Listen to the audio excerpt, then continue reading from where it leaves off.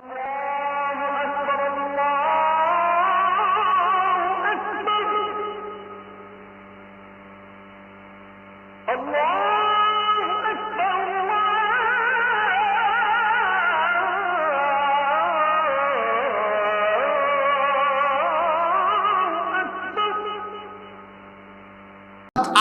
তোমাদের জন্য একত্ববাদী দিন দিয়েছেন, কারণ তাদের সমাজে পৌত্তলিক ছিল, মুশরিক ছিল, মূর্তি পূজারী, তারকা পূজারী ছিল, যারা কিনা এক আল্লাহকে বাদ দিয়ে তারা বহু মাবুদ বানিয়ে তাদের ইবাদত করত। তারা বলেছেন ওরা তোমাদের রব নয়, নিশ্চয়ই আল্লাহ তোমাদের জন্য একত্ববাদী একটা দিন দিয়েছেন, যেই দিনের ভেতরে রব কয়জন? পুরুষ মানুষের মতো জবাব দেন, রব কয়জন? একজন। একজন রব, একত্ববাদী দিন তোমাদেরকে দেওয়া হয়েছে। তাহলে এখানে দিন শব্দের অর্থ হলো তাওহীদ। সবাই জুড়ে বলেন, এখানে দিন শব্দের অর্থ কি? আগের সূরায় দিন শব্দের অর্থ জানলেন বিচার দিবস, এই সূরায় জানলেন দিন শব্দের অর্থ হলো তাওহীদ। দেখুন, শব্দ একটা কিন্তু অর্থ একটা নয়, বিভিন্ন রকম অর্থ। আপনি আরেকটু সামনে এগিয়ে যান, কোরআনে কারীমের 42 নম্বর সূরা, সূরাতুশ শূরা এর 21 নম্বর আয়াতে আল্লাহ বলছেন, আম লাহুম শুরাকাউ শারাউ লাহুম মিনাদ-দীনি মা লাম ইয়া'যাম বিহিল্লাহ। আল্লাহ তাআলা বলছেন, তাদের কি এমন কোন শরীক রয়েছে যারা তাদের জন্য এমন দিন ঠিক করে দিয়েছে যার অনুমতি আল্লাহ দেন নাই? এখানে দিন শব্দের অর্থ হলো শরীয়তের বিধিবিধান। সংক্ষিপ্ত এক শব্দে বলতে গেলে এখানে দিন শব্দের অর্থ হলো বিধান। বলেন, এখানে দিন শব্দের অর্থ কি? আবার আপনি কোরআনে কারীমের 12 নম্বর সূরা ইউসুফের ভেতরে চলে যান, সেখানেও আপনি দিন শব্দটি খুঁজে পাবেন। সূরা ইউসুফের 76 নম্বর আয়াতে আল্লাহ তাআলা বললেন, কাযালিকা কিদনা লিইউসুফ মা কানা লিয়াখুযা আখাহু ফি দীনিল মালিকি ইল্লা আইয়াশা আল্লাহ। আল্লাহ তাআলা বলছেন, এইভাবে আমি ইউসুফের জন্য কৌশল অবলম্বন করলাম। আল্লাহ যদি না চাইতেন তাহলে বাদশার আইনে সে তার ভাইকে রেখে দিতে পারতো না। এখানে দিন শব্দের অর্থ হলো আইন, এখানে দিন শব্দের অর্থ আইন।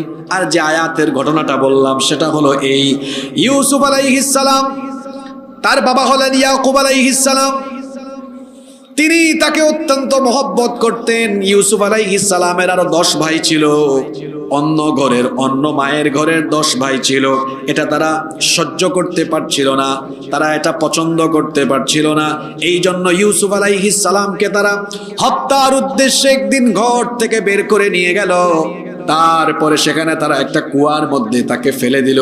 তারা ভেবেছিল সাঁতার না জানা ছোট্ট ইউসুফ হয় এই অন্ধকার কুয়ার ভেতরে মারা যাবেন, অথবা কেউ তাকে এখান থেকে উঠালেও গোলাম বানিয়ে নিয়ে বিক্রি করে দিবে, এমনটা ভেবে তারা ফেলে দিয়েছিল। কিন্তু আল্লাহ তাআলা তার কুদরতি পরিকল্পনায় সাঁতার না জানা ছোট্ট সেই ইউসুফকে সেই অন্ধকার কুয়ার মধ্যে হেফাজত করলেন। আল্লাহ তাআলা এমন ভাবে তাকে বাঁচালেন, আল্লাহ সেখান থেকে তার কুদরতি পরিকল্পনায় ইউসুফ আলাইহিস সালামকে উঠায়া একটা কাফেলার মাধ্যমে মিশরে নেওয়ার পরে ওখান থেকে আজিজে মিশর তাকে ক্রয় করলেন। তারা চেয়েছিল তাদের ভাইকে তারা হত্যা করে ফেলবে, মেরে ফেলবে, আর আল্লাহ তাআলা তার কুদরতি পরিকল্পনার মাধ্যমে ইউসুফ আলাইহিস সালামকে অন্ধকার কুয়া থেকে উঠায়া মিশরের রাজ পরিবারে ঢুকায় দিয়া একেবারে রাজ পরিবারের সুযোগ সুবিধা নিয়ে বড় হওয়ার ব্যবস্থা করে দিলেন। আল্লাহ যাকে চান অসহায়ত্ব থেকে আল্লাহ তার জন্য সুন্দর ব্যবস্থাপনা করতে পারেন কিনা? আল্লাহ যাকে চান তাকে আল্লাহ ক্ষমতা থেকে নামাতে পারেন, আল্লাহ যাকে চান তাকে আবার ক্ষমতার মধ্যে বসায় দিতে পারেন। বলেন তো, সব ক্ষমতার মালিক যিনি, তিনি কে? পুরুষ মানুষের মতো জবাব দেন, সকল ক্ষমতার মালিক যিনি, তিনি কে? ইউসুফ আলাইহিস সালাম এবার তিনি বেড়ে উঠেছেন, লম্বা কাহিনী। একটা পর্যায়ে তিনি মিশরের একটা পর্যায়ে তিনি মিশরের রাষ্ট্র পরিচালনার দায়িত্ব পেয়ে গেলেন। অন্যদিকে তার ভাইয়েরা কেনান থেকে অভাব লাগার কারণে তারা মিশরে এসেছিল। আসার পরে ইউসুফ আলাইহিস সালাম তার ভাইদেরকে চিনতে পেরেছিলেন, তাদেরকে সাহায্য করেছিলেন। এরপরে তাদের কাছ থেকে পারিবারিক তথ্য নিলেন, বললেন তোমাদের না আরেকটা ভাই আছে বিনিয়ামিন, তাকে আরেকবার আসার সময় নিয়ে আসবা, যদি নিয়ে আসতে পারো তাহলে তোমাদেরকে সাহায্য আরো বাড়িয়ে দিব। পরবর্তী সময়ে তারা বিনিয়ামিনকে নিয়ে এসেছিল। বিনিয়ামিনকে তিনি তার কাছে রেখে দেওয়ার জন্য একটা কৌশল অবলম্বন করেছিলেন। বিনিয়ামিন যাওয়ার সময় তার ব্যাগের ভেতরে একটা পানপাত্র ঢুকিয়ে দিয়েছিলেন, কারণ সেই সময় আইন ছিল যদি বাদশার কোনো জিনিসপত্র কেউ নিয়ে যায়, বাদশা চাইলে তাকে দাস হিসাবে রেখে দিতে পারেন। এই জন্য তিনি বাদশাহী আইনে তার ভাইকে রেখে দেওয়ার জন্য এই পরিকল্পনা গ্রহণ করেছিলেন, তার ভাইয়ের ব্যাগের মধ্যে পানপাত্র ঢুকিয়ে দিয়েছিলেন। এই কথাটাই আল্লাহ এই আয়াতে এভাবে বলছেন, কাযালিকা কিদনা লিইউসুফ মা কানা লিয়াখুযা আখাহু ফি দীনিল মালিকি ইল্লা আইয়াশা আল্লাহ। আল্লাহ বলছেন এইভাবে করে আমি ইউসুফের জন্য কৌশল অবলম্বন করলাম। আমি আল্লাহ যদি না চাইতাম তাহলে বাদশাহী আইনে তার ভাইকে সে রেখে দিতে পারতো না। তার ভাইকে রেখে দেওয়ার জন্য এই পরিকল্পনা মাথার মধ্যে যিনি ঢুকিয়ে দিয়েছেন, জুড়ে বলেন তিনি কে? সূরা ইউসুফের ভেতরেও দিন শব্দ আমরা পেলাম। এখানে দিন শব্দের অর্থ হলো আইন।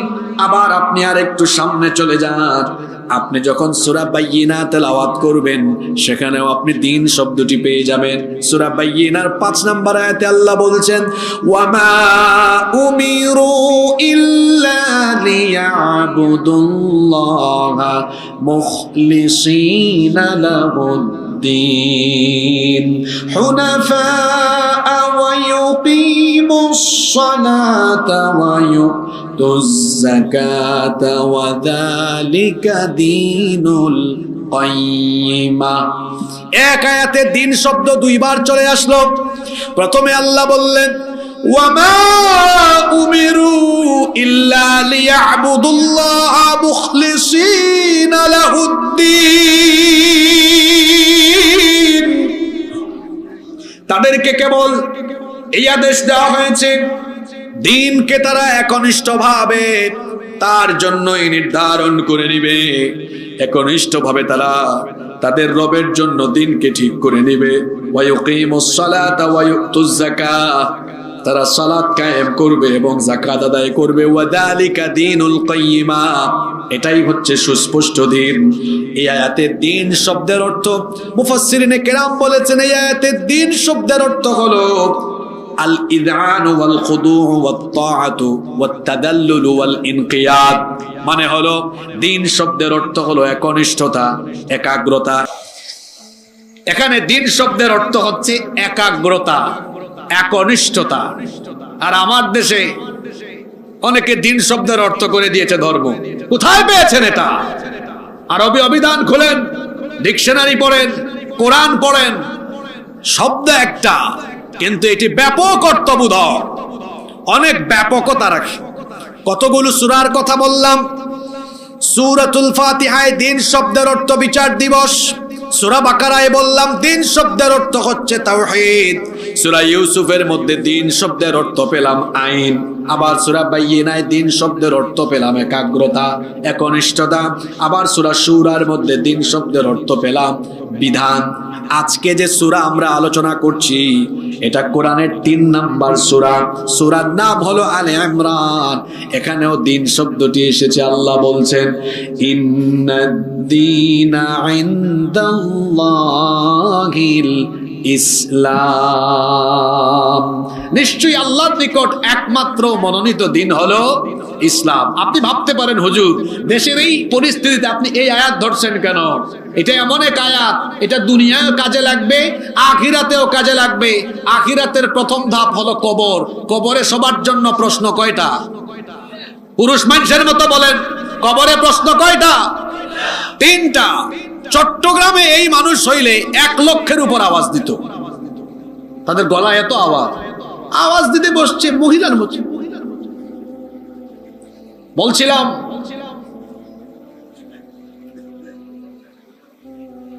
কোন জায়গায় ছিলাম আমরা? না সেটা তো বলেছি। হ্যাঁ, কবরের প্রশ্ন। কবরের প্রশ্ন সবার জন্য কয়টা? তিনটা না বলে বলেন তিনটা, স্পষ্ট করে বলেন কয়টা? তিনটা। প্রথম প্রশ্ন আমার রব্বুকা, তোমার রব কে?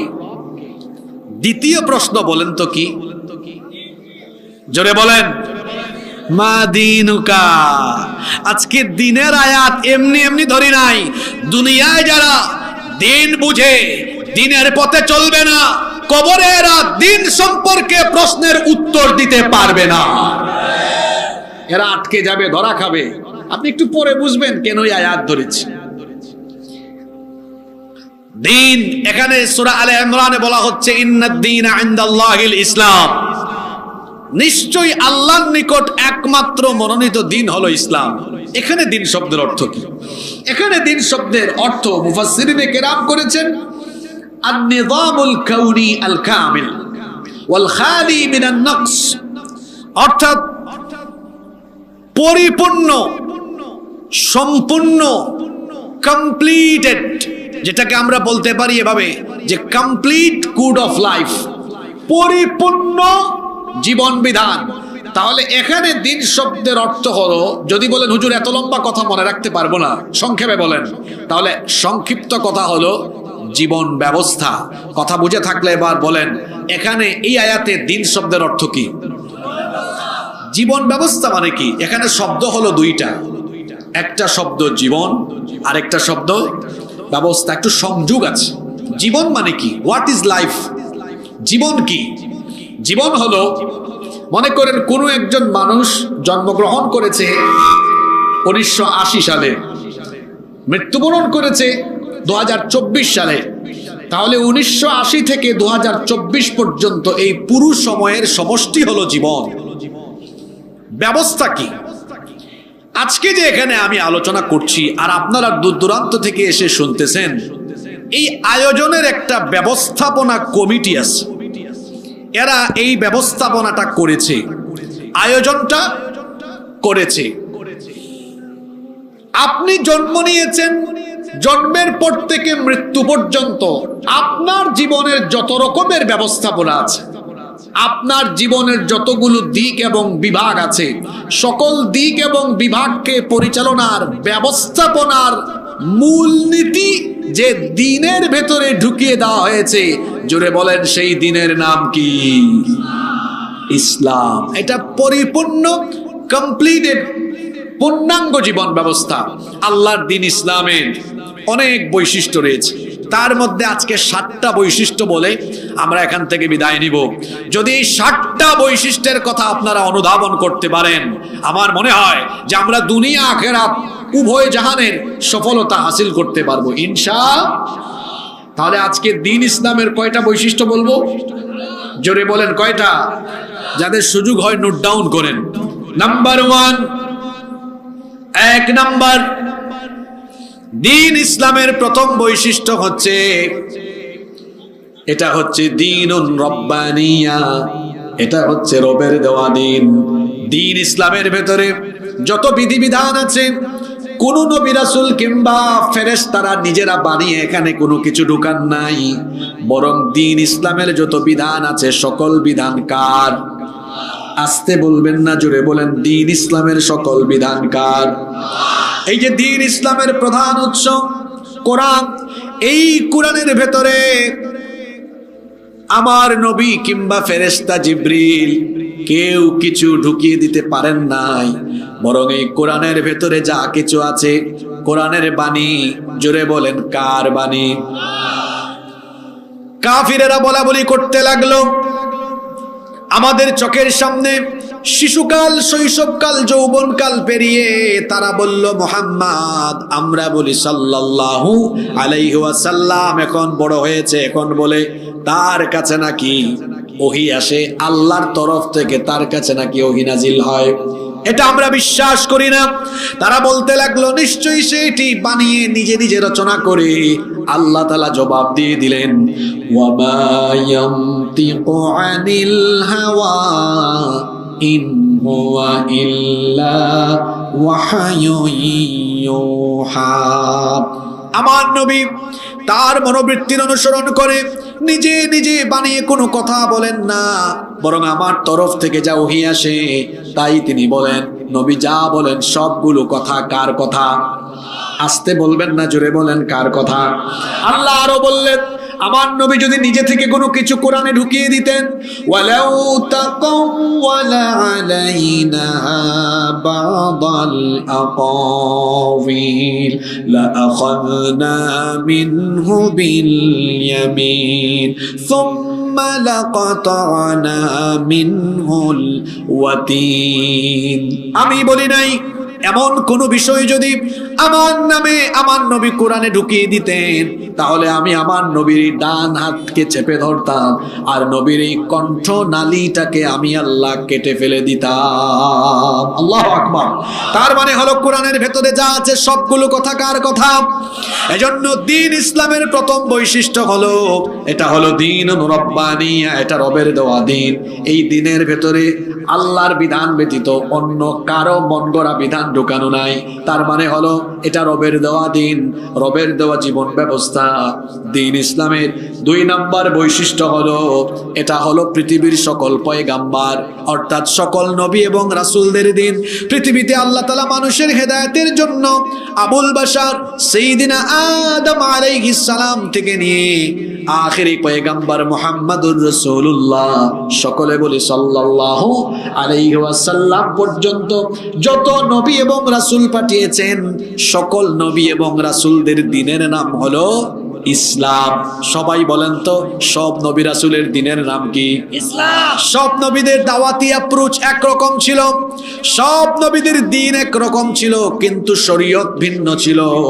কথাটা আবারও বলছি, সব নবীদের দ্বীন ছিল একরকম, কিন্তু শরীয়ত ছিল ভিন্ন রকম। সকল নবীদের কালিমাও ছিল একরকম কালিমা, তাওহীদের ভেতরে কোনো ভিন্নতা ছিল না। সবাই বলেছেন লা ইলাহা ইল্লাল্লাহ। এজন্য তো আল্লাহ বলেছেন, ওয়ালাকাদ বাআসনা ফি কুল্লি উম্মাতির রাসূলা আন ইবুদুল্লাহ। অবশ্যই আমি সকল জাতিগোষ্ঠীর জন্য রাসূল পাঠিয়েছি। তাদের দাওয়াতি অ্যাপ্রোচ, দাওয়াতি সম্ভাষণ একরকম ছিল। সকলেই যার গোলামীর দাওয়াত দিয়েছেন, জোরে বলেন তিনি কে? সবাই আল্লাহর গোলামীর দাওয়াত দিয়েছেন। সব নবীদের দ্বীনও একরকম ছিল, কিন্তু শরীয়ত ভিন্ন রকম ছিল। বলবেন হুজুর শরীয়তে ভিন্নতা কেমন করেছিল? যেমন আদম আলাইহিস সালামের শরীয়ত ছিল, তার জামানায় ভাই বোনকে বিয়ে করতে পারতো, কারণ তখন তো এত জনসংখ্যা ছিল না। এই জন্য এক গর্ভের ছেলে আরেক গর্ভের মেয়েকে বিয়ে করতে পারতো, তার শরীয়তে সেটা জায়েজ ছিল। কিন্তু বলেন তো আমাদের শরীয়তে এটা জায়েজ আছে নাকি? কথা বলেন না কেন, জায়েজ আছে নাকি? এইরকম পূর্বের নবীদের শরীয়তে অনেক কিছু জায়েজ ছিল যেটা আমাদের শরীয়তে জায়েজ নাই। তার মানে হলো নবীদের শরীয়ত ভিন্ন রকম ছিল, কিন্তু সব নবীদের দ্বীন ছিল কয় রকম? সবাই বলেন কয় রকম? সবার দ্বীন ছিল একরকম, দ্বীন ছিল একটাই, আর সেই দ্বীনের নাম হলো ইসলাম। এজন্য রব্বুল আলামিন কোরআনুল কারীমের 42 নম্বর সূরা সূরাতুশ শুরা এর 13 নম্বর আয়াতে বললেন, শারা'a লাকুম মিনাদ-দীনি মা ওয়াসসা বিহি নূহান ওয়াল্লাযী আওহাইনা ইলাইকা ওয়া মা ওয়াসাইনা বিহি ইব্রাহিমা ওয়া মূসা ওয়া ঈসা আন আকিমুদ-দীন ওয়া লা তাতাফাররাকু ফীহি। আল্লাহ তাআলা বলছেন তোমাদের জন্য সেই দিনকে বিধিবদ্ধ করে দেওয়া হয়েছে যার নির্দেশ ইতিপূর্বে নূহ আলাইহিস সালামকেও দেওয়া হয়েছিল, ওগো আমার হাবিব, আপনার কাছে যে ওহী পাঠানো হয় এই ধারা নতুন নয়, এই ধারা পুরাতন। এর আগে এই রকম করে ওহী দেওয়া হয়েছে ইব্রাহিমকে, মূসাকে, ঈসাকে আলাইহিমুস সালাম, তাদেরকেও এভাবে ওহী দেওয়া হয়েছে, আর তাদেরকেও আপনার মতো একই রকম হুকুম করা হয়েছে। তাদেরকে বলা হয়েছিল আন আকিমুদ্দিন, আমার জমিনে আমার দিন প্রতিষ্ঠা করো। সকলের দিন ছিল একরকম, দুই রকম বা ভিন্ন রকম ছিল না। তাহলে বলেন তো দেখি, এই আয়াত থেকে যে বার্তা আমরা পেলাম, সকল নবীদের দিন ছিল একটা। সবাই বলেন তো দেখি সেই দিনের নাম কি? সব নবীরা দিনের ক্ষেত্রে এক ছিলেন, ভিন্ন ছিলেন না। আলহামদুলিল্লাহ, নবীগণের ওয়ারিস উলামা মাশায়েখরা তারাও এখন আল্লাহর দ্বীনকে সামনে রেখে ঐক্যবদ্ধ হয়ে যাচ্ছেন, ঐক্যবদ্ধ হয়ে গিয়েছেন। আলহামদুলিল্লাহ পড়েন। আপনারা এতদিন বলতেন, হুজুর আপনারা তো আমাদেরকে ঐক্যের ওয়াজ শোনান, আপনারা ঐক্যবদ্ধ হন না কেন?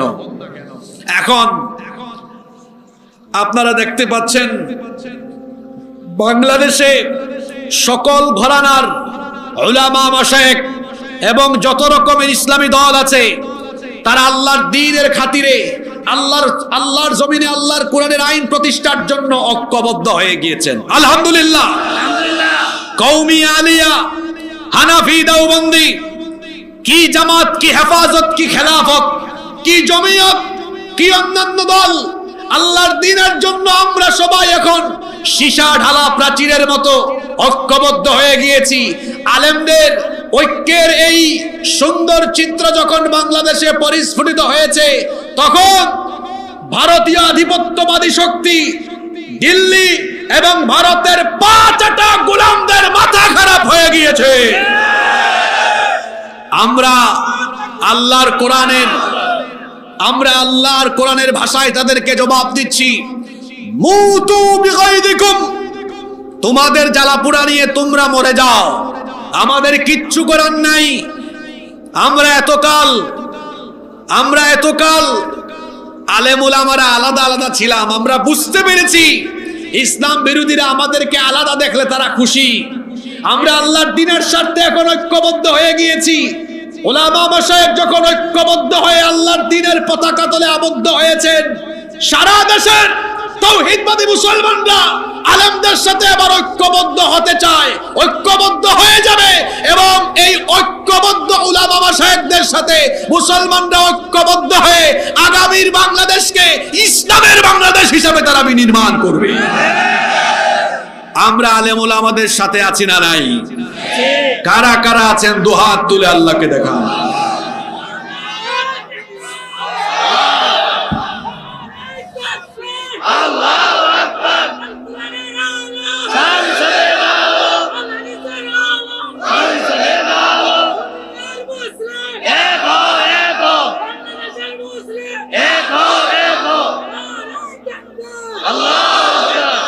এক হয়ে যেতে হবে, এক হয়ে যেতে হবে, এক না হয়ে আর উপায় নাই।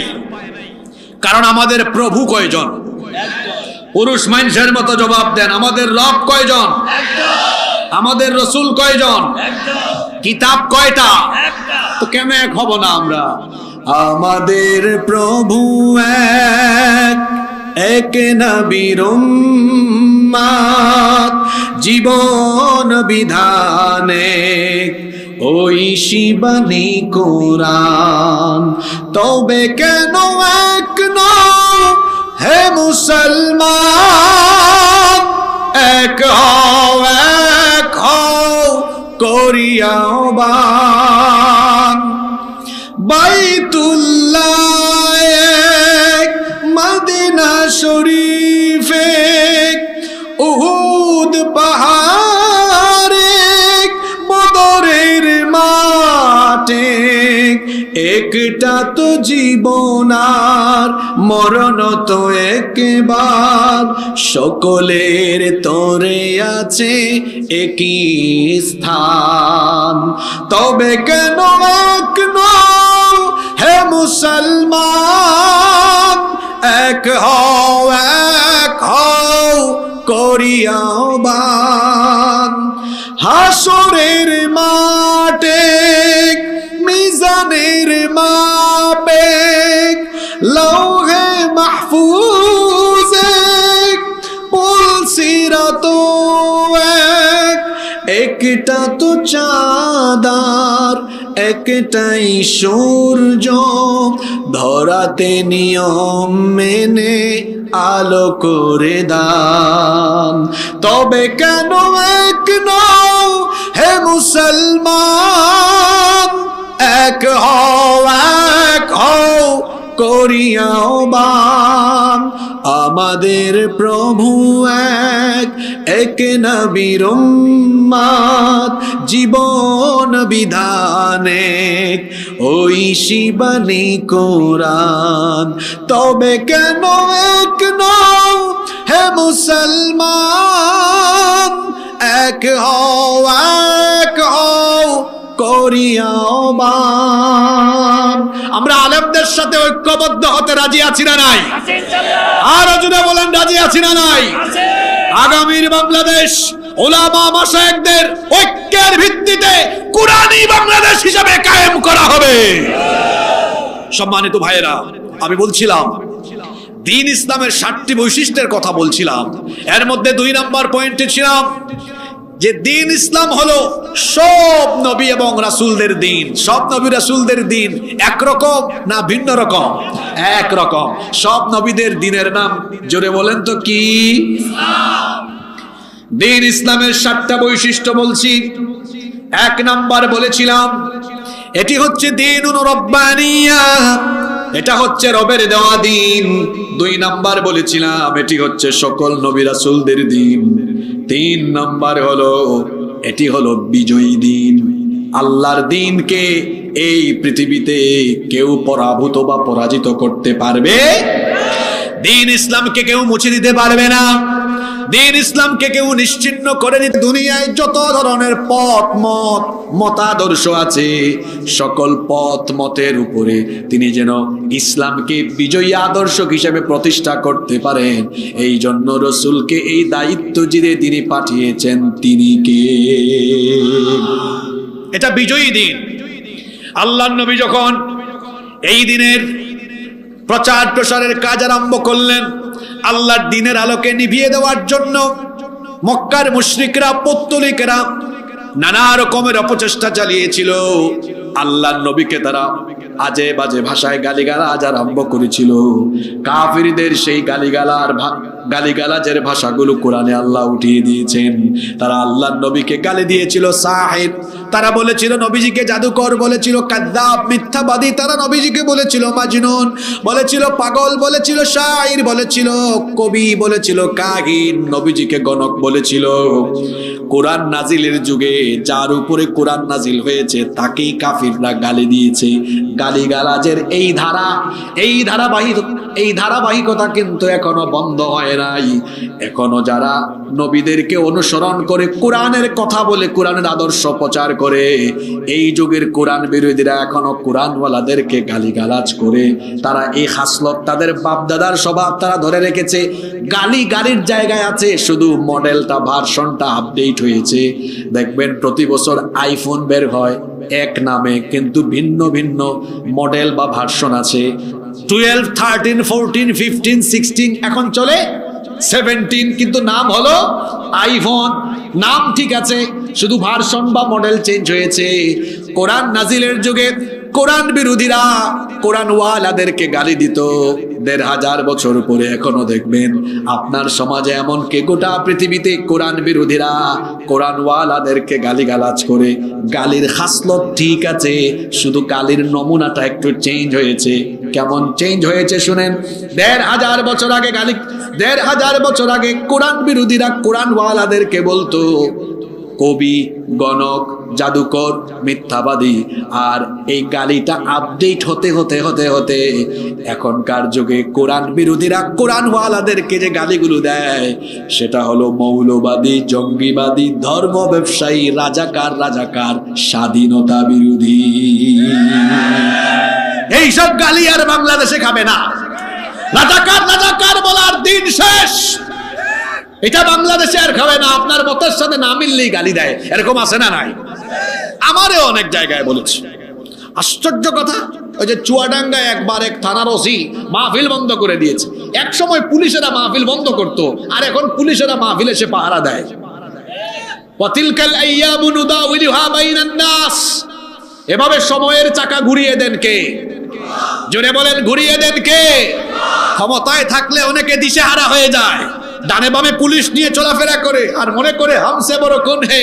আরে ভাই, ক্ষমতায় আছেন বলে পুলিশ আপনাকে হাত পাও দিয়া স্যালিউট মারে, ক্ষমতা চলে গেলে এই পুলিশ আবার হাত পা উল্টা দিয়া পিটাবে। এই জন্য ক্ষমতার ঠেলায় অহংকারী হওয়া যাবে না। অহংকারীদের পরিণতি কখনো ভালো হয়? আমার দেশে এক দাম্ভিক নারী ছিল না? জোরে বলেন, ছিল না? কি অহংকারী ছিল, বলে পালাবো না, এই দেশ আমার। তারপরে ঠিকই কি করেছে, এই মহিলার খাসলত ভালো না, এটা আগেও পালাইছে কয়েকবার। কখনো ভালো মানুষ তার দেশ ছেড়ে পালায় না। পালায় কারা? চোর ডাকাতেরা পালায়, ভালো মানুষেরা কখনো পালায় না। সম্মানিত ভাইয়েরা, আমি বলছিলাম আল্লাহর নবীকে গালিগালাজ করলো, নির্যাতন করলো, নিপীড়ন করলো, বহু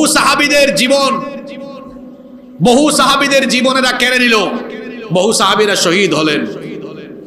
ইসলামের আলোকে নিভিয়ে দেওয়ার জন্য সেই সকল পৌত্তলিক কাফেরেরা কি অপচেষ্টাই না চালালো, কিন্তু তারা আল্লাহর দ্বীনকে জমিন থেকে কি নিশ্চিহ্ন করতে পেরেছে? জোরে বলেন, পেরেছে? রব্বুল আলামিন বলছেন, ইউরিদুনা লিইউতফিউ নূরাল্লাহি বিআফওয়াহিহিম ওয়াল্লাহু মুতিম্মু নূরিহি ওয়ালাউ কারিহাল কাফিরুন। তারা চায় তাদের মুখের ফুৎকার দিয়ে আল্লাহর দ্বীনের আলোকে তারা নিভিয়ে দিতে, কিন্তু আল্লাহ বলছেন না, এটা তারা পারবে না, বরং আমার দ্বীনের আলোকে আমি পরিপূর্ণ করব। কারণ দ্বীন ইসলামের হেফাজতের দায়িত্ব যিনি নিয়েছেন তিনি কে? দ্বীন ইসলামের 3 নম্বর বৈশিষ্ট্য হলো, এই দ্বীনের আলোকে কেউ নিভাতে পারবে না, এই দ্বীনকে কেউ মুছে দিতে পারবে না, বরং আল্লাহর দ্বীনের বিরুদ্ধে গিয়ে যারা আল্লাহর দ্বীনের বিরুদ্ধে অবস্থান নিয়ে দ্বীন ইসলামকে মুছে দিতে চাইবে, তারা সমূলে মুছে যাবে, ধ্বংস হয়ে যাবে, তাদের অস্তিত্ব পর্যন্ত থাকবে না। তাহলে দ্বীন ইসলামের 3 নম্বর বৈশিষ্ট্য পেলাম, এটা বিজয়ী দিন। জোরে বলেন তো, এটা কি দিন?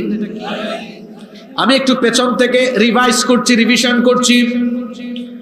বলেছিলাম দ্বীন ইসলামের প্রথম বৈশিষ্ট্য হলো এটা হচ্ছে রবের দেওয়া দিন। 2 নাম্বার বলেছিলাম এটা সকল নবী রাসূলদের দিন। 3 নাম্বার বললাম এটা হলো বিজয়ী দিন। 4 নাম্বার হলো এটা হলো চূড়ান্ত দিন। এই দিনের পরে আর কোনো দিন পৃথিবীতে আসবে, এটা হলো ফাইনাল, এটা হলো চূড়ান্ত। সুতরাং মানুষ যদি দুনিয়া আখিরাতে মুক্তি পেতে চায়, তাহলে এই দ্বীনের পুঙ্খানুপুঙ্খ অনুসরণ করতে হবে। এই দ্বীনকে বাদ দিয়ে কেউ যদি অন্য কোনো পথ মতের অনুসন্ধান করে, সেই লোক দুনিয়া এবং আখিরাত উভয় জায়গায় ক্ষতিগ্রস্ত হয়ে যাবে।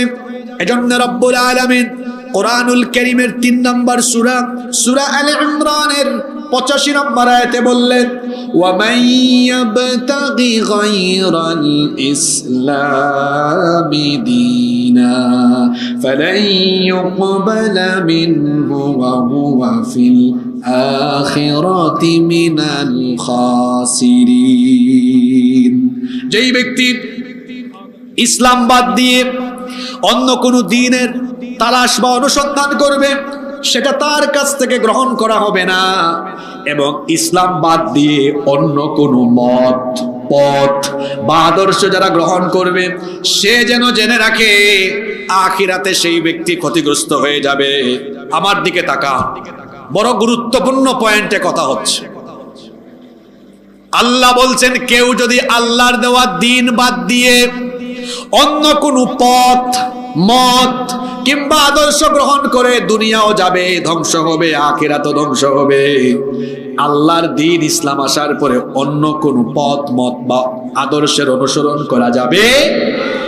এজন্য আল্লাহর নবী বলেছেন, হাদিসটি মুসনাদে আহমদ এবং বাইহাকি শরীফে বর্ণিত হয়েছে, আল্লাহর নবী বলেছেন, ওয়ালাউ কানা মূসা হাইয়ান, আমি পৃথিবীতে আসার পরে আমার কাছে কোরআন নাজিল হওয়ার পরে এখন যদি মূসা নবীও জীবিত থাকতেন, মা ওয়াসিআহু ইল্লাত্তাবাই, তিনি এখন আমারই অনুসরণ করতেন। বলেন তো, মূসা নবীকে আল্লাহ একটা কিতাব দিয়েছিলেন, সেই কিতাবের নাম কি? তাওরাত। সবাই বলেন সেই কিতাবের নাম কি? শুনে আল্লাহর নবী বলেছেন, আমার কাছে কোরআন নাজিল হওয়ার পরে এখন যদি মূসা নবীও দুনিয়ায় থাকতেন, তাহলে তিনি তার কাছে নাজিল হওয়া তাওরাতের অনুসরণ করতে পারতেন না।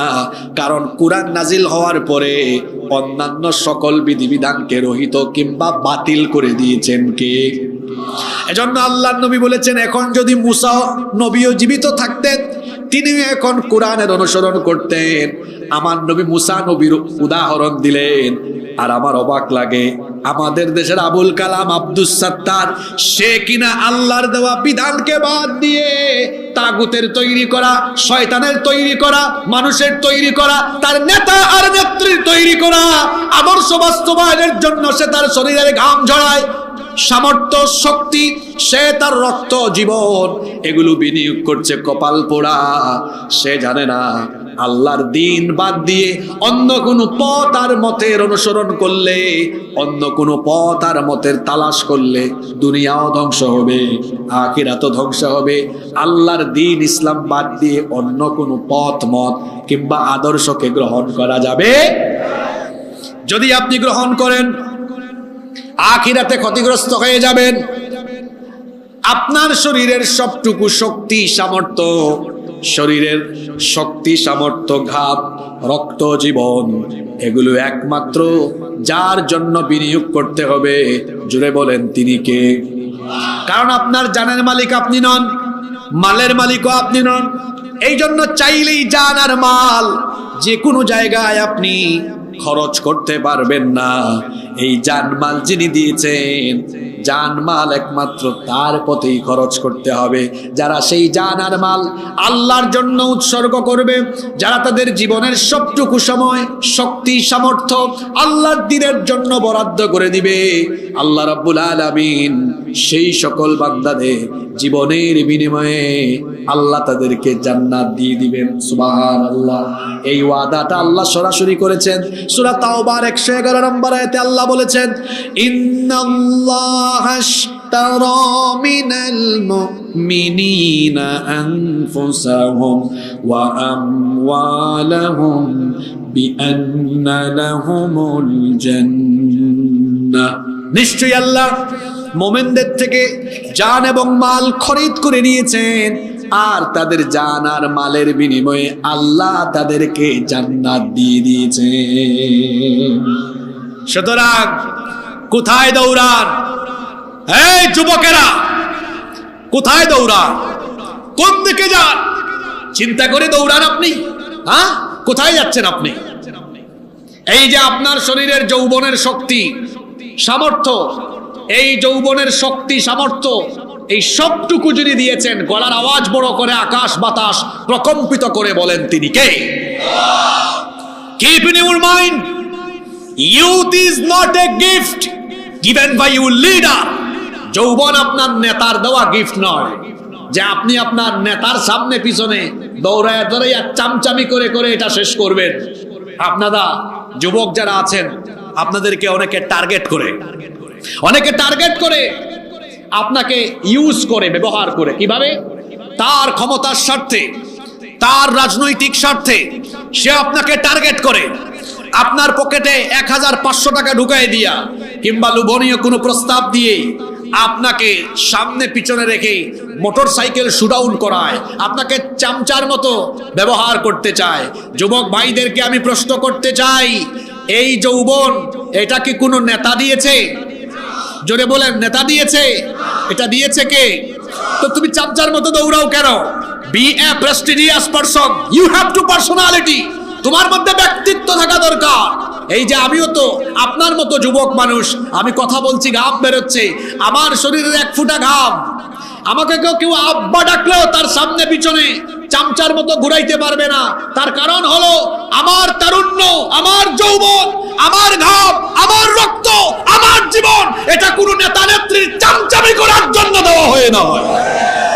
এই তারুণ্য, এই যৌবন, আমার ঘাম, আমার শ্রম, আমার রক্ত, আমার জীবন, এটা যদি দিতেই হয় তাহলে আল্লাহর জমিনে আল্লাহর দ্বীন কায়েমের জন্য উৎসর্গ করে দিব।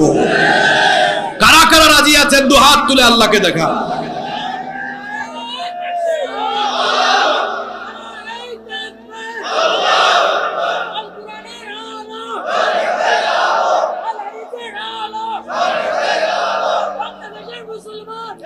যা বললাম তা যেন মনে থাকে, চামচামি করবেন না, বরং শরীরের গাব, তারুণ্য, যৌবনের শক্তি এটা কোরআনের মিছিলে দিবেন, আল্লাহর দ্বীনের জন্য দিবেন। কোরআন হাদিস যেখানে আমরা আছি, কোরআন হাদিস নাই যেখানে আমরা নাই।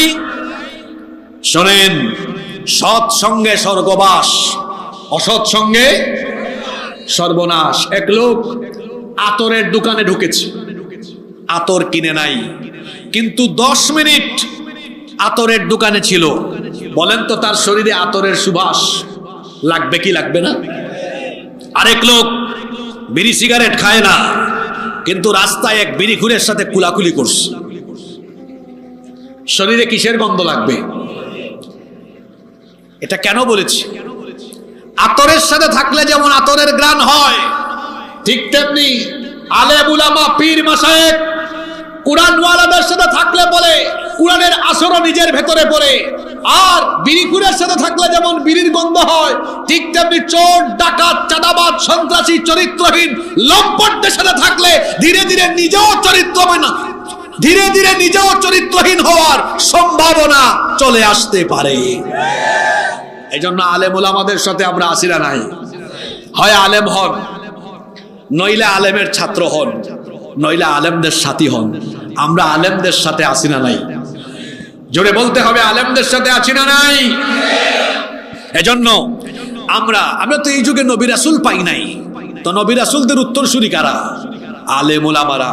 এজন্য আমরা আলেম উলামাদের সাথে থেকে কোরআন হাদিস তথা দ্বীনের ছায়াতলে, দ্বীনের পতাকা তলে থাকবো। কারণ আল্লাহর দ্বীন বাদ দিয়ে অন্য কোন পথ মতের অনুসরণ করলে দুনিয়াও যাবে, আখিরাতও।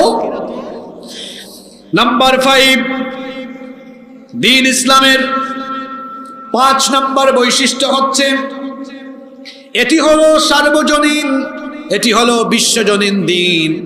এটা কোনো আঞ্চলিক বা সাম্প্রদায়িক দ্বীন নয়, বরং কোরআন হলো আল্লাহর দ্বীন, হলো সার্বজনীন, এটা হলো বিশ্বজনীন।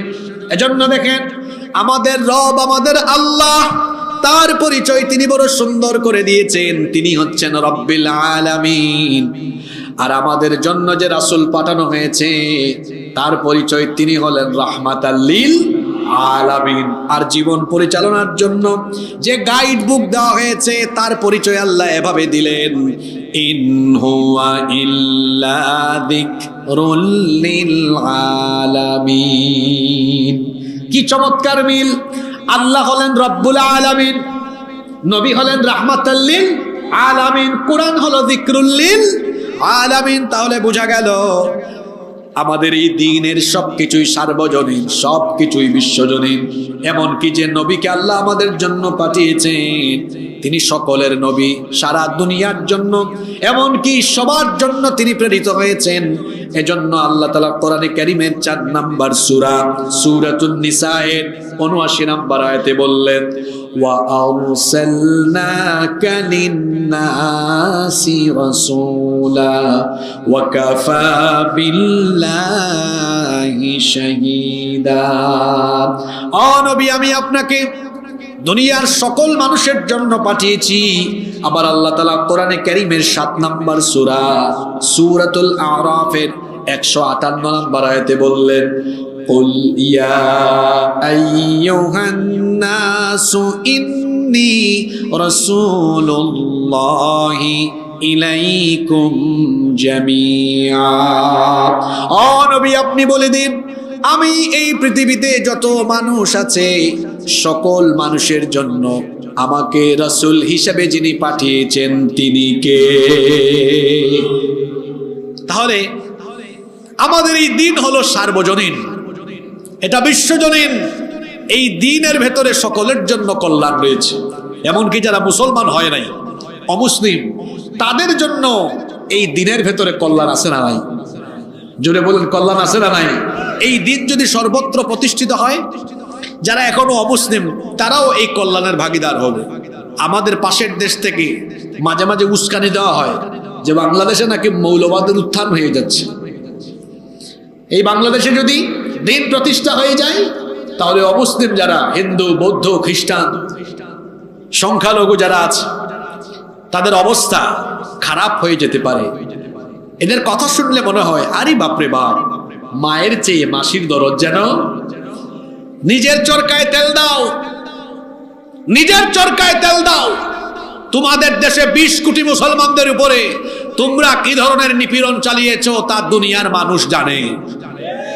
আমাদেরকে সাম্প্রদায়িক সম্প্রীতির সবক দিও না। আমরা এই দেশে সাম্প্রদায়িক সম্প্রীতি রক্ষা করে চলছি, চলবো। কোনো অমুসলিমকে কষ্ট দেওয়া, জুলুম করা, তার বাড়িঘর লুটপাট করা, তার উপর রাহাজারি করা, কোনো অমুসলিমের উপাসনালয় ধ্বংস করে দেওয়া, এই শিক্ষা কি ইসলাম আমাদেরকে দেয়? জোরে বলেন, এই শিক্ষা কি ইসলাম আমাদেরকে দেয়? বরং ইসলাম আমাদেরকে সম্প্রীতি শিখায়, ইসলাম আমাদেরকে শৃঙ্খলা শিখায়। ইসলামই আমাদেরকে শিখিয়েছে কোনো বিধর্মীর উপাস্যকে গালি দিও না, তাদের উপাসনালয়ে হামলা চালিও না, তাদের উপরে জুলুম করো না, তাদের অধিকার নষ্ট করো না। এজন্য আমার দেশের যত অমুসলিম আছেন, আমরা তাদেরকে বলতে চাই, এই দেশে যদি আল্লাহর দ্বীন প্রতিষ্ঠা হয়, আপনাদের কোনো ধরনের দুশ্চিন্তা করার কোনো কারণ নেই। তার কারণ হলো, মায়ের কোলে শিশু যেমন নিরাপদ, ঠিক তেমনি মুসলমানদের কাছে অমুসলিমরাও নিরাপদ। আমি বলছিলাম, দ্বীন ইসলামের 5 নাম্বার বৈশিষ্ট্য হলো এটা সার্বজনীন, এটা হলো বিশ্বজনীন। নাম্বার 6 নাম্বার, দ্বীন ইসলামের 6 নাম্বার বৈশিষ্ট্য হলো এই দিন থেকে কোনো কিছু কেউ কোনোদিন কমাতে পারবে না, আবার এই দিনের ভেতরে কোনো কিছু কেউ বাড়াতেও পারবে।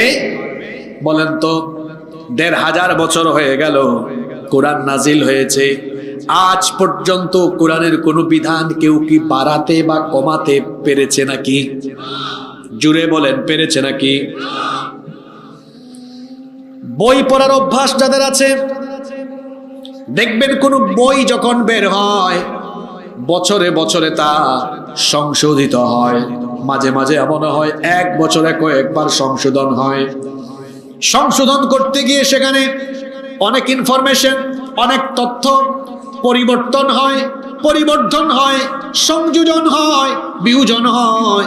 কিন্তু 1500 বছর হয়ে গেল, আল্লাহর কোরআনের একটা আয়াত তো দূরের কথা, শব্দ তো দূরের কথা, অক্ষর তো দূরের কথা, একটা অক্ষরের নুক্তা পর্যন্ত পরিবর্তন, সংযোজন বা বিয়োজন হয়েছে নাকি? জুড়ে বলেন তো, হওয়ার কোনো সম্ভাবনা আছে নাকি? 1500 বছর হয়েছে, এখনো এর ভেতরে কোনো সংশোধনী আসে নাই, আসবেও না। কিয়ামত পর্যন্ত এই কোরআন এভাবেই থাকবে, কারণ এই কোরআনের হেফাজতের দায়িত্ব যিনি সরাসরি নিয়েছেন, গলার আওয়াজ বড় করে বলেন, তিনি কে? এজন্য রব্বুল আলামিন বলছেন, ইন্না নাহনু নাযালনা যিকরা ওয়া ইন্না লাহু লাহাফিযুন। নিশ্চয়ই এই কোরআন আমি নাজিল করেছি, আর এর হেফাজতের সবটুকু দায়িত্ব আমি নিজে নিয়েছি। কোনো পরিবর্তন হয়নি, হবেও না। আপনারা বলেন তো, এই বাংলাদেশে যে সংবিধান আছে রাষ্ট্র পরিচালনার জন্য, এই সংবিধান এখন পর্যন্ত সংশোধন হয়েছে মোট কতবার? কেউ জানেন না?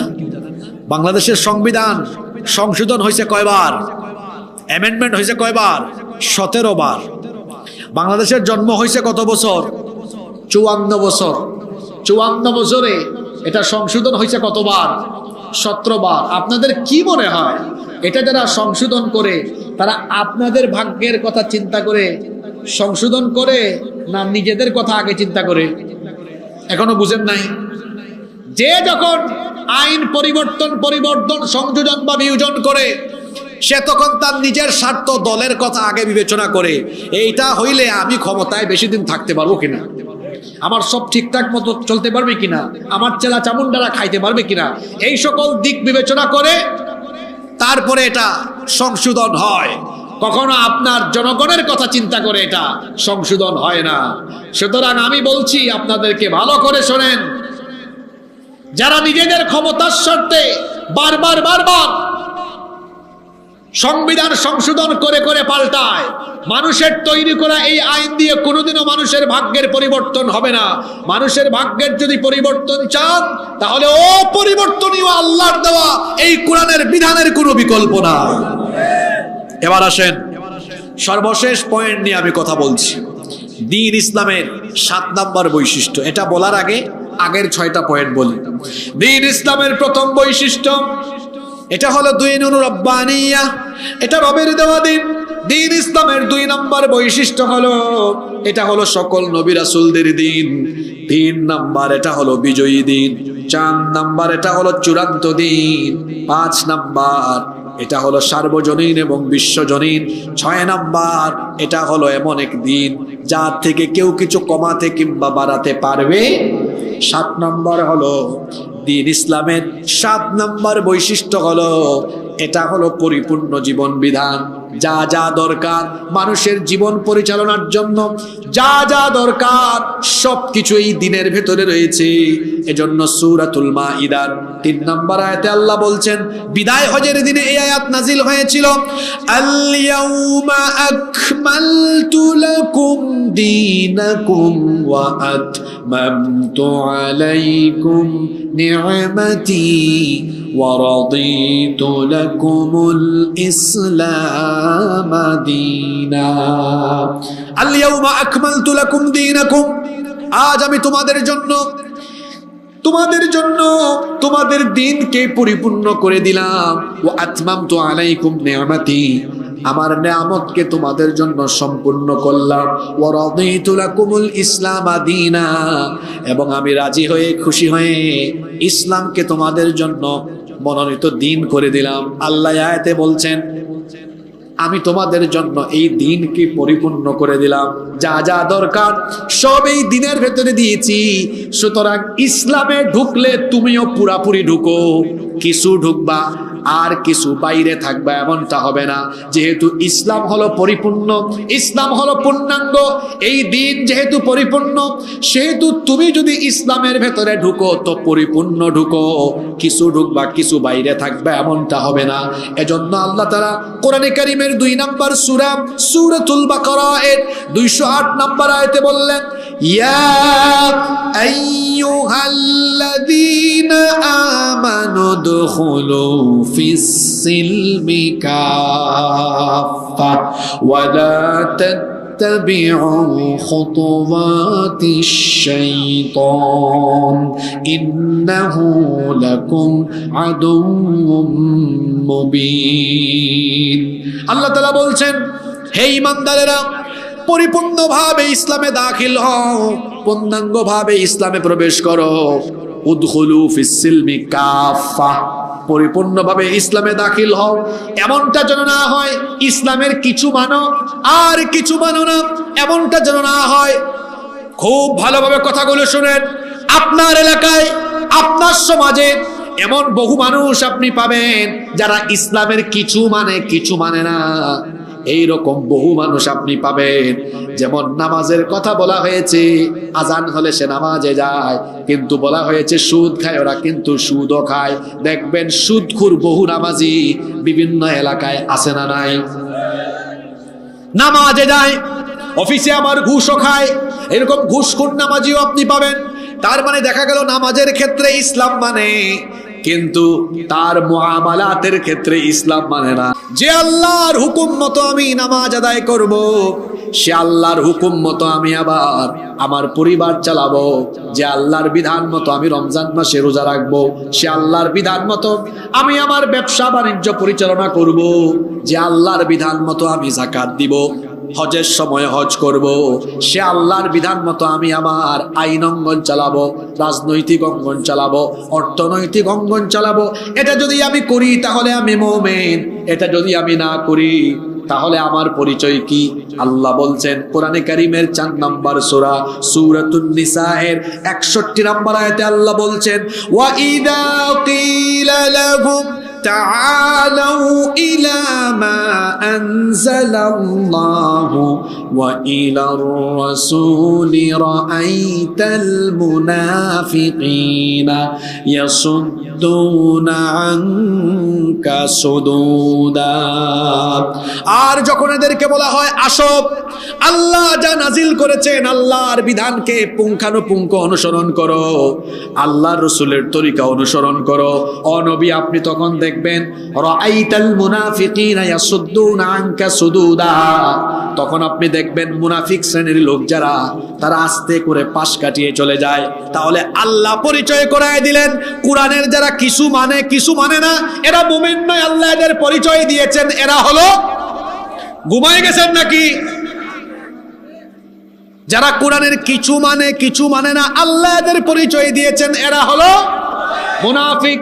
মুনাফিক হলো আল্লাহর সৃষ্টির সবচাইতে খারাপ, কারণ হলো এরা এমন, এদের মুখে একটা ভিতরে থাকে আরেকটা। কাফিরের চাইতেও মুনাফিক খারাপ, কারণ কাফিররা যাবে জাহান্নামে, মুনাফিকেরা যাবে জাহান্নামের তলদেশে। নমরুদ ফেরাউনের চাইতেও মুনাফিক খারাপ। মুনাফিক কারা? মুনাফিক এটা কিন্তু মুসলমানের সমাজে বাস করে কেউ যদি বলে হুজুর আমি হিন্দু দেখবো, অনেক হিন্দু দেখবো ভারতে যান, খ্রিস্টান দেখবো আমেরিকায় যান, বৌদ্ধ দেখবো চীনে যান, মায়ানমারে যান, ইহুদি দেখবো, তাহলে আপনি ইসরায়েলে যান।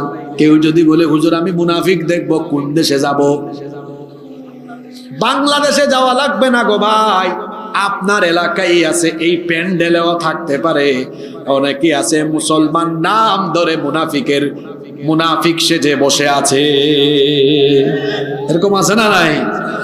আল্লাহর কোরআন আল্লাহর বিধানের কিছু যারা মানে, আল্লাহর দিনের কিছু মানে কিছু মানে না, আল্লাহ এদের পরিচয় করায় দিলেন এরা মুমিন নয়, এরা হলো মুনাফিক। আল্লাহ বলছেন তুমি কেন এমন হবা? ইসলামে ঢুকলে, দিনের ভেতরে ঢুকলে পুরাটা ঢুকবা। আল্লাহ এবার বলছেন আফাতু মিনুনা বিবাদিল কিতাবি ওয়া তাকফুরুনা বিবাদ ফামা জাযাউ মান ইয়াফআলু যালিকা মিনকুম ইল্লা খিzyun ফিল হায়াতিদ দুনিয়া ওয়া ইয়াওমাল কিয়ামাতি ইউরাদ্দুনা ইলা আশাদ্দিল আযাব ওয়া মাল্লাহু বিগাফিলিন আম্মা তা'মালুন। আল্লাহ তাআলা বলছেন তবে কি তোমরা এই কিতাবের কিছু মানো আর কিছু মানো না? এমনটা যারা করো তাদেরকে আখিরাতে, তাদেরকে দুনিয়াতে লাঞ্ছনার সম্মুখীন করা হবে এবং আখিরাতে তাদেরকে কঠিন শাস্তির সম্মুখীন যিনি করবেন তিনি কে? এজন্য আল্লাহ বলছেন এই কিতাব মানলে পুরাটাই মানতে হবে, এই দিন মানলে পুরাটাই মানতে হবে। এই দিন, এই কোরআন মেনে নিজের পরিবার যেমন চালাতে হবে, তেমনি সমাজ, অর্থনীতি, রাজনীতি, আইন অঙ্গন সবকিছু যার বিধান মতো চালাতে হবে তিনি কে? এখন আমি শেষ পর্যায়ে আপনাদেরকে কয়েকটা প্রশ্ন করি। বলেন তো দেখি, আপনার দেশের আইন অঙ্গন মানুষের আইনে চলে না আল্লাহর আইনে চলে? কথা বলেন না কেন আপনারা? কার আইনে? ব্রিটিশদের থেকে ধার করা পেনাল কোড দিয়ে এখনো আপনার আইন অঙ্গন চলে। এখন আপনারা বলেন তো, এই সকল আইন কানুন দিয়ে, এই সকল আইন কানুন দিয়ে ন্যায়, ইনসাফ, সুবিচার কি শতভাগ প্রতিষ্ঠিত হয়েছে? আমার দিকে তাকান, প্রতিষ্ঠিত হয়েছে? এই দেশ 54 বছর স্বাধীন হয়েছে। এই 54 বছরের মধ্যে 32 বছর দুই আন্টি দেশ চালাইছেন, আর 22 বছর অনেক কাক্কু মিলে চালাইছেন। এই 32 আর 22 মিলে হলো 54। এই 54 বছরে মানুষের আইনি আদালত অঙ্গনে আছে। এই আইন থাকার ফলে কি হয়েছে দেখেন, এই যে নারীরা এত ক্ষমতা পেয়েছিলেন, এই দেশে কিন্তু নারী অধিকার প্রতিষ্ঠিত হয়নি, বরং আপনারা দেখেছেন নারী নির্যাতন, নিপীড়ন, ধর্ষণ আগের চেয়ে বেড়েছে না কমেছে? জোরে বলেন, বেড়েছে না কমেছে? গত কয়েক মাস আগে মাগুরায় এক ছোট্ট মেয়ে, আমাদের এক ছোট্ট বোন আসিয়া, 8 বছর বয়স, এক পরিবারের 3 নরপিশাচ আমার এই বোনটির উপরে পাশবিকতা চালিয়েছে। 4-5 দিন হাসপাতালে থেকে কষ্ট পেয়ে পেয়ে দুনিয়া থেকে বিদায় নিয়েছে। আপনারা আমাকে বলেন, আমার বোন আসিয়া কবরে গিয়ে তার কবরে ঘাস উঠে গেছে, তার ধর্ষণকারীরা এখনো বেঁচে আছে না নাই? কথা বলেন না কেন? আমার দেশে এমন বিশ্ববিদ্যালয় আছে যেখানে ধর্ষণের সেঞ্চুরি হয়েছে, সেই ধর্ষককে আবার ফুলের মালা দেওয়া হয়েছে। আমার দেশে এমন ব্যবসায়ী আছে ধর্ষণের দায়ে অভিযুক্ত, কিন্তু টাকার গরমে আইনকে তার জুতার তলায় ফেলে দিয়েছে, কিচ্ছু হয় নাই। আমার দেশে এমন রাজনীতিবিদ আছে ধর্ষণের আইনে, ধর্ষণের দায়ে অভিযুক্ত, ক্ষমতার ঠেলায় আইনকে চেপে ধরে রেখেছে, তার কিছুই হয় নাই। এবার জোরে বলেন তো, আদালতে আল্লাহর আইন না মানুষের আইন? জোরে বলেন, কার আইন? এ কেমন আইন যে আইন থাকার ফলে ধর্ষিতা কবরে চলে যায় আর ধর্ষক বেঁচে থাকে? এ কেমন আইন যে আইন থাকার ফলে ধর্ষিতা আত্মগোপনে গিয়ে এক সময় আত্মহত্যা করে চলে যায় আর ধর্ষক সাদা পায়জামা পাঞ্জাবি পরিধান করে ফুলের মালা গলায় দিয়ে হাঁটে? যেই সমাজে এমন আইন থাকলে পরে ধর্ষিতা কবরে যায় আর ধর্ষক বুক ফুলিয়ে হাঁটতে পারে, সেই আইনের মুখে আমি লাথি মারি। এবার আপনারা বলেন, সেই আইন মানুষের তৈরি করা আইনের পরিবর্তে সেখানে যদি আল্লাহর কোরআনের আইন থাকতো, তো আল্লাহর কোরআনে ধর্ষকের শাস্তি কি? রজম, মৃত্যুদণ্ড। কিরকম মৃত্যুদণ্ড? যে কারাগারের ভেতরে হবে আর কেউ দেখবে না, এমনটা নয়। আল্লাহ কি বলেছেন? ওয়ালিয়াশহাদ আযাবাহুমা তাইফাতুম মিনাল মুমিনিন। এদের শাস্তি দেওয়া হবে কিছু মানুষের সামনে, মানুষ এটা দেখবে। এই যে এখন আমার বক্তব্য অনেকে লাইভ টেলিকাস্ট করছে, আল্লাহ বলছেন এই ধরনের চরিত্রহীন লম্পটদের শাস্তি যখন হবে, মানুষ এটা দেখবে, প্রয়োজনে এটা লাইভ টেলিকাস্ট হবে, লাইভ মৃত্যুদণ্ড হবে। আপনারা আমাকে বলেন, এই দেশে যদি একজন ধর্ষকের বিচার মানুষের চোখের সামনে করা হতো, যদি সত্যিকার অর্থেই একজন ধর্ষকের শাস্তি কোরআন মোতাবেক মানুষের চোখের সামনে রজম বা মৃত্যুদণ্ড দেওয়া হতো, তাহলে এই দেশে আর ধর্ষক বাড়তো? জোরে বলেন, বাড়তো? এক বিচার থেকে বাদবাকি লম্পটরা তারের মতো সুদা হয়ে যেত। এখন আপনারা আমাকে বলেন, আমাদের মেয়েদের, আমাদের নারীদের ইজ্জত আব্রু হেফাজতের জন্য, নারীর অধিকার প্রতিষ্ঠার জন্য মানুষের তৈরি করা আইন উত্তম না আল্লাহর আইন উত্তম? জোরে বলতে হবে, কার আইন? শেষ কথা বলি, মানুষকে আপনি যতই বুঝান না কেন, মানুষ পেটে আগে খাবার চায়। ক্ষুধা মুক্ত, দারিদ্রতা মুক্ত, সচ্ছল স্বনির্ভর সমাজ প্রতিষ্ঠার জন্য আল্লাহর দেওয়া যে যাকাতের ফর্মুলা রয়েছে, এই যাকাত ভিত্তিক এই অর্থনৈতিক ফর্মুলা গ্রহণ করলে পরে মানুষের অর্থনৈতিক মুক্তি মিলবে। সুতরাং শেষ কথা সংক্ষেপে বলতে চাই, আমাদের মুক্তির জন্য, অধিকার প্রতিষ্ঠার জন্য মানুষের তৈরি করা আইনকে লাথি দিয়ে বঙ্গোপসাগরে করে ফেলে আল্লাহর কোরআনের আইনকে গ্রহণ করে নিতে হবে। কারা কারা রাজি আছেন? দুহাত তুলে আল্লাহকে দেখা।